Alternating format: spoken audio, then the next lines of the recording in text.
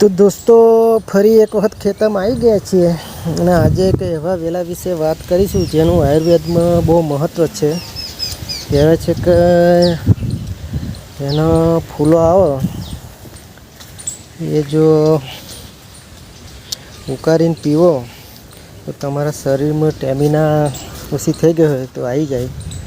તો જોઈએ ખરા એનો છોડવો કે વેલો, હા વેલો થાય, એનો વેલો છે કે નહીં એમ હોય તો તમને બતાડી દઈએ। એનો ફૂલો હાથે બતાડીશું। મિત્રો દેખાય તો ખરો, ચલો એની નજીક જઈએ। મિત્રો આ રહ્યો વેલો આવી ગયો મિત્રો એનો। આ વેલો એનો આ ભૂરો ભૂરો ફૂલ થાય।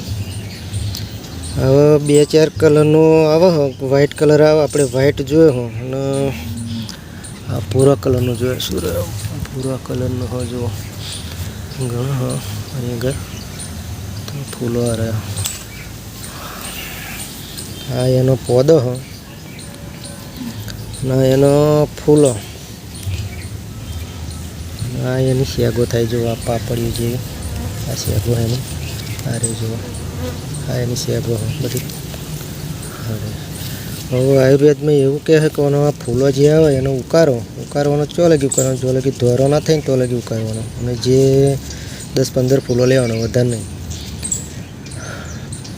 જે ગરમ પાણી વધે એને ઠંડુ કરીને ફરી પીવો તો તમારા શરીરમાં સ્ટેમિના આવી જાય। મિત્રો આનું નામ તમે જાણતા હોય તો કહેજો કોમેન્ટ કરીને, હું તો તમને જણાવીશ આયુર્વેદનું આનું નામ શું હોય એમ। ઘણો મોટો દહીં થયો વ્હાઈટ, ફરી એક દિવસ વ્હાઈટનો બનાવીશું।